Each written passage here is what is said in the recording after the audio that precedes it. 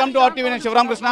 విశాఖలో ఈ group 2 prepare అయ్యే ఈ స్టూడెంట్స్ రోస్టర్ క్లియర్ అప్ చేసి గ్రూప్ 2 మెయిన్ ఎగ్జామ్స్ అయితే నిర్వహించాలని చెప్పి వీళ్ళు ఆందోళన అయితే చేస్తున్నారు. ప్రభుత్వానికి అయితే డిమాండ్ చేస్తున్నారు. 6 సంవత్సరాల తర్వాత వచ్చి నోటిఫికేషన్కి మాకు న్యాయం చేయాలని చెప్పి ప్రభుత్వాన్ని అయితే అడుగుతున్నారు. మనతో పాటు ఈ గ్రూప్ 2 అభ్యర్థులు అయితే ఉన్నారు. అమ్మ చెప్పండి, ఏం చెప్తారు, మీకు ఏం కావాలి? గత ప్రభుత్వం 5 సంవత్సరాలుగా నోటిఫికేషన్ ఇవ్వలేదండి. ఇప్పుడు ఈ నోటిఫికేషన్ ఇచ్చి ఈ నోటిఫికేషన్లో కూడా రాష్ట్రాల్లో మిస్టేక్లు ఉన్నాయి, రిజర్వేషన్లో ఈ మిస్టేక్ ఉంది, ఆ మిస్టేక్ ఉందని మా జీవితాలతో ఆడుకుంటుంది. మేము గత 5 సంవత్సరాల నుంచి ఇక్కడే పాటలు పడుతూ చదువుతున్నాము. ఈ నోటిఫికేషన్ కూడా మాకు వెళ్ళిపోతే మాకు దిక్కు లేదు. సగం మంది సచివాలయంలోనే ఉన్నారు. మేమేమేం చేయాలి? మెయిన్ మా యొక్క ఉద్దేశం ఏంటంటే రోస్టర్ క్లియర్ చేయాలి, మెయిన్స్ ఎగ్జామ్ పెట్టాలి.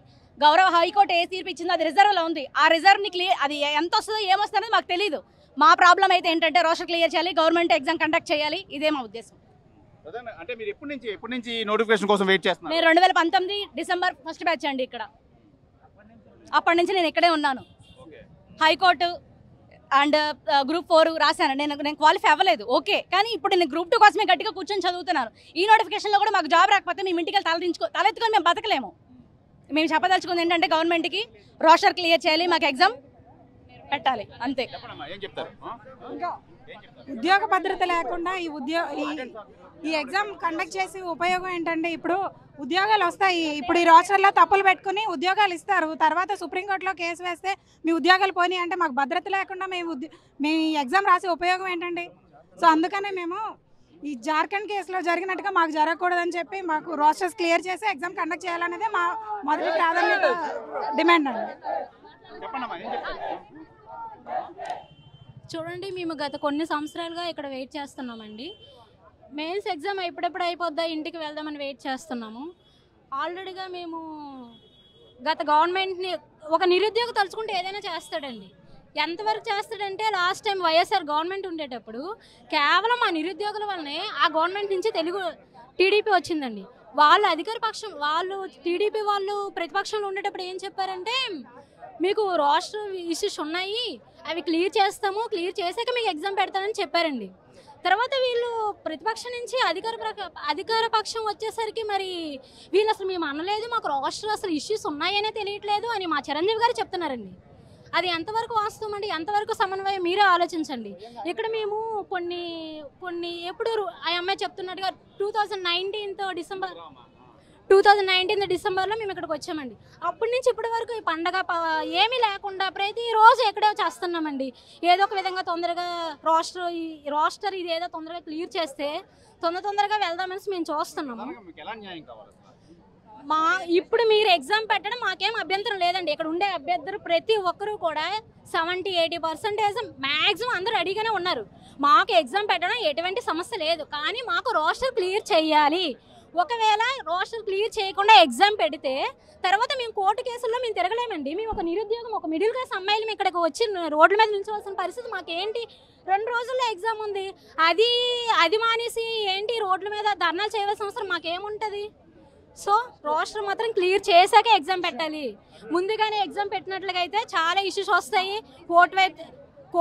కోర్టులో తిరగాలి, ఇంకా అంత ఓపిక సహనం మాకు లేదండి. ఒకటండి, ఒకవేళ ఈ రోజు కానీ హైకోర్టు ఏమైనా అభ్యర్థులకి ఏమైనా వ్యతిరేకమైన తీర్పు వస్తే ఇక్కడ ఎంవీపీలో 5,000 మంది జనం ఉన్నారండి. ఈ 5,000 మంది జనము ఖచ్చితంగా నిరాహార దీక్ష ఇక్కడ కూర్చుంటారు.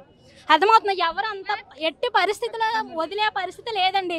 5,000 మంది రోడ్ల మీద కూర్చుంటాము. మాకు న్యాయం జరిగినంత వరకు మేము ఎక్కడే ఉంటాము.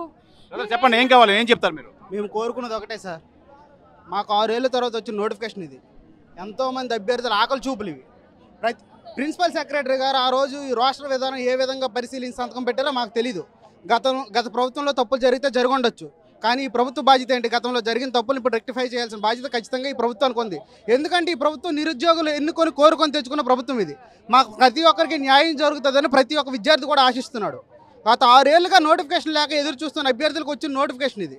ఎంతోమంది పేద విద్యార్థులు, మధ్యతరగతి కుటుంబానికి చెందినటువంటి వారు ఎన్నో ఇయర్స్గా ఇక్కడ చదువుకుంటున్నారు. వాళ్ళందరికీ కూడాను ఇప్పుడు నోటిఫికేషన్ క్యాన్సిల్ అయ్యే పరిస్థితి వస్తే వీళ్ళందరి పరిస్థితి ఏంటి? చదువు పైన, ఇక్కడ హాస్టల్స్ పైన, ఫుడ్ పైన ఎంత మనీ అనేది వృధాగా పోతుంది. మా జీవితం ఇది. ప్రతి ఒక్కరు కూడా కోరుకుంది ఏంటంటే రాష్ట్రంలో ఉన్నటువంటి తప్పులు అయితే ఉన్నాయి. గౌరవ ఏజీ గారు నిన్న హైకోర్టులో జరిగినటువంటి ఆర్గ్యుమెంట్లో కూడా ఒప్పుకున్నారు ఈ విషయాన్ని. అందువల్ల మేము కోరుకున్నది ఒకటే, ఏజీ గారు స్వయంగా చెప్పారు కాబట్టి అడ్వకేట్ జనరల్ గారు చెప్పారు కాబట్టి మీరు పరిశీలించి అంశాలను పరిశీలించి వీలైనంత తొందరగా రాష్ట్రంలో అంశాలను సరిదిద్ది మాకు మెయిన్స్ ఎగ్జామ్ కండక్ట్ చేయండి. మేము మెయిన్స్ రాయడానికి సర్వదా మేము అందరం సిద్ధంగానే ఉన్నాం. ఏ ఒక్క అభ్యర్థి కూడాను మేము మెయిన్స్ ఎగ్జామ్ రాయము పోస్ట్ పోన్ అని ఎవరు అడగట్లేదండి. ప్రతి ఒక్కరు మేము రాస్తాం, కానీ దానికంటే ముందు మాకు రాష్ట్రంలో అంశాలు ఏవైతే తప్పులు ఉన్నాయో అవన్నీ సరిదిద్ది మాకు రాష్ట్రం క్లియర్ చేసి ఎగ్జామ్ పెట్టండి అని కోరుకుంటున్నాం. ఇంతమంది విద్యార్థులు ఈరోజు 2 రోజులు ఎగ్జామ్ పెట్టుకొని రోడ్లు ఎక్కాల్సిన పరిస్థితి ఎందుకు వచ్చింది? ఇన్ని రోజులుగా ఏం చేశారు? ప్రభుత్వం ఏం చేసింది? ఇన్ని రోజులుగా పరిశీలించాల్సిన విషయాలు ఓకే కోర్టులో ఉంది, సబ్ జ్యుడిషియరీ మేము మాట్లాడకూడదు. జడ్జి గారు ఏదైతే తీర్పు ఇవ్వదలుచుకున్నారో దాన్ని రిజర్వ్ చేసి ఉన్నారు, కానీ మాకు జడ్జిమెంట్తో సంబంధం లేదు. రాష్ట్రంలో తప్పులనే గౌరవ ఏజీ గారు ఒప్పుకున్నారు కాబట్టి తక్షణమే ప్రభుత్వం స్పందించి 2 రోజులు మరో 2 రోజులు ఎగ్జామ్ ఉంది, ఇప్పటికి కూడా ప్రభుత్వం స్పందించకుండా ఉంటే దీన్ని మేము ఏ రకంగా భావించాలి? ఇంతమంది విద్యార్థులు ఇంత ఆందోళన ఎందుకు ప్రభుత్వానికి కనిపించట్లేదు? మేము ప్రశ్నిస్తున్నాం. అదే మాకు ఒక టెలిగ్రామ్ గ్రూప్లో జరిగినటువంటి ఒక టెలికాన్ఫరెన్స్ ద్వారా మాకు తెలిసిన విషయం ఏంటంటే గ్యాడ్ జనరల్ అడ్మినిస్ట్రేటివ్ డిపార్ట్మెంట్ నుంచి 2 వ్యక్తులు, ఏపీఎస్సీ బోర్డు మెంబర్ ఒకరు అటెండ్ అయ్యారు.